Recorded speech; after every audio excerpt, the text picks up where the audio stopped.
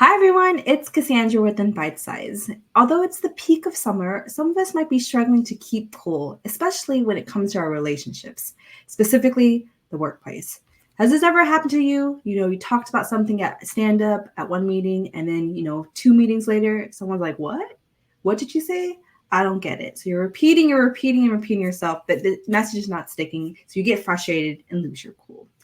So, today's episode, we're going to talk about how you can enhance your communication with emotional intelligence. And we have a special guest with us today. Her name is Cynthia Mary Thomas, who is a servant leader that I admire in this field. She has over 5 years of experience in the field of product management across a number of industries from supermarkets, HR, and telecommunications, and beyond.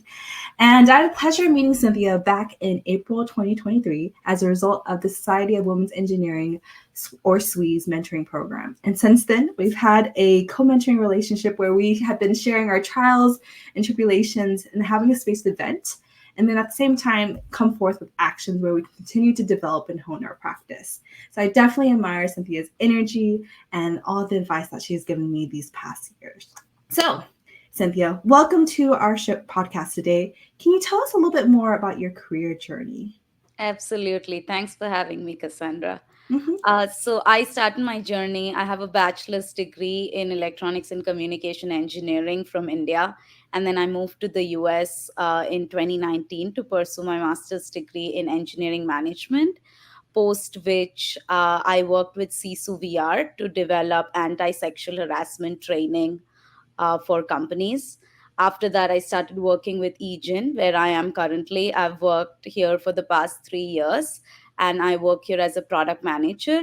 My client company deals is in the retail sector, so we develop the picking applications that are used by brick and mortar stores of this client company to fulfill grocery orders uh, placed online. Awesome. Well, thanks for sharing a little bit about your background. It's good to know. And so now we're going to dig deep and talk a little bit about emotional intelligence, specifically when it comes to communication. So, our first question for us is, what does emotional intelligence or EQ mean to you? So I like to think of emotional intelligence in terms of self awareness, self regulation, empathy, and social skill. So by self awareness, I mean knowing yourself best, right? Understanding your strengths, your weaknesses, what drives you, what your triggers are. Self regulation is then taking it a step further, knowing yourself, but then also understanding how to channel your emotions and maybe even your triggers in the right direction, right?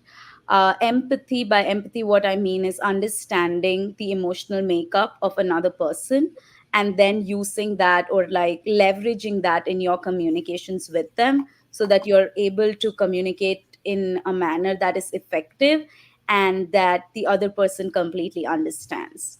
Social skill is just building a rapport with people based on maybe their emotional makeup, understanding them, and then communicating with them in the best possible way.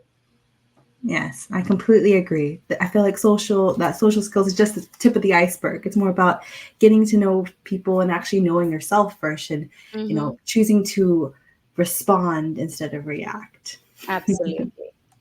All right. So our next question for you is, can you share with us a time when your emotional intelligence came in handy to enhance your communication with your teams? Sure, absolutely.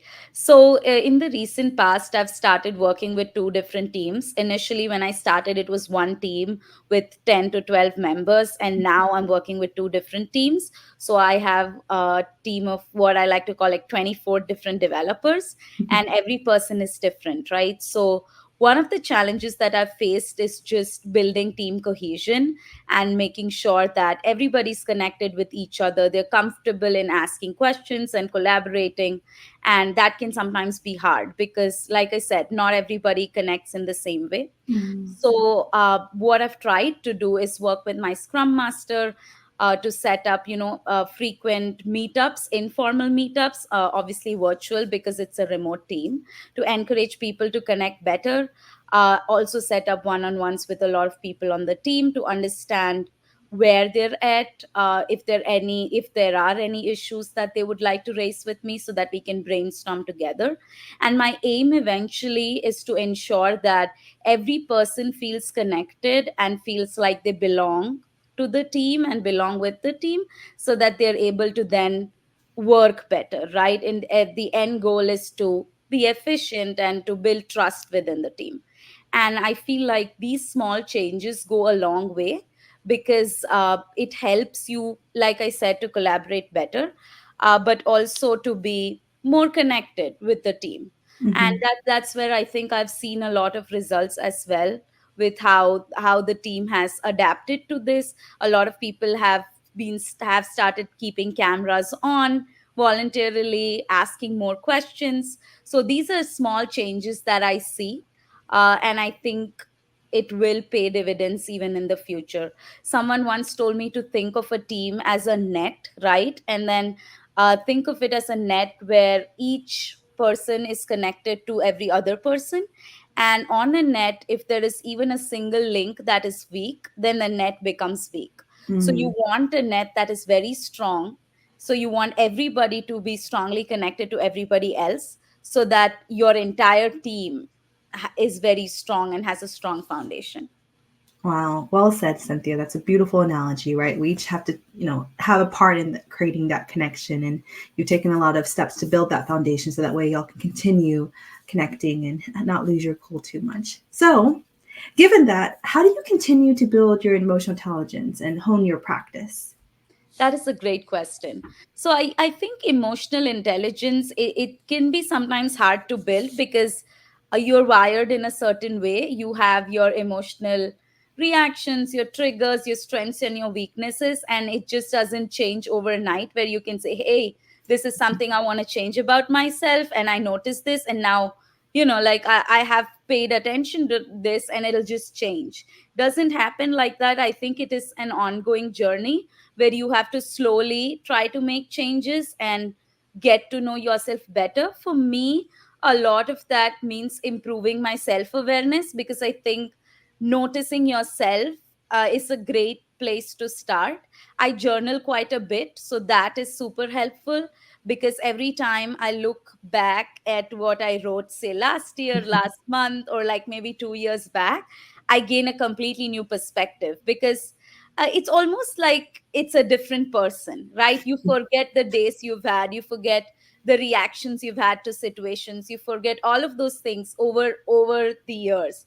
But revisiting that, you can uncover patterns to maybe your own behavior, or to how you react, what makes you tick, what brings you joy, and what makes you sad. So I think for me personally, journaling is super helpful.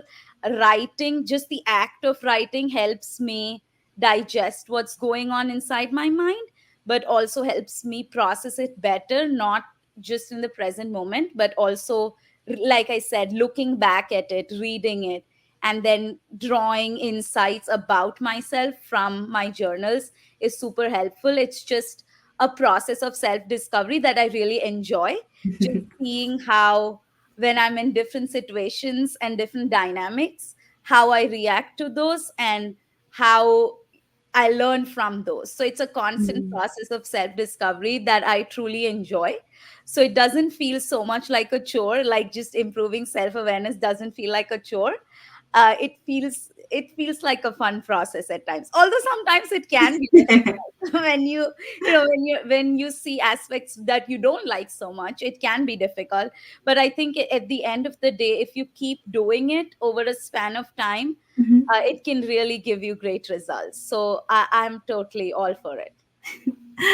Well, thanks so much for sharing, Cynthia. But as you're saying, it's all starts with self awareness and developing a habit for you to build that. Whether in your case it's journaling, for me, I like to go out on walks during lunchtime or after work just to clear my head and reflect back on how the day's been going and, just give yourselves a little grace. So thanks so much for sharing. Of And there you have it. Thanks, Cynthia, for attending our podcast today. So what can you do next to build your emotional intelligence? As Cynthia shared, start with building your self-awareness. So whatever it means for you, whether that is journaling, going for a walk, meditation, just typing it out on a blog, just start there and you can continue to build your EQ so that you can have a better relationships with your peers and keep your cool. So as always, thanks for listening to In Bite Size. Cheers.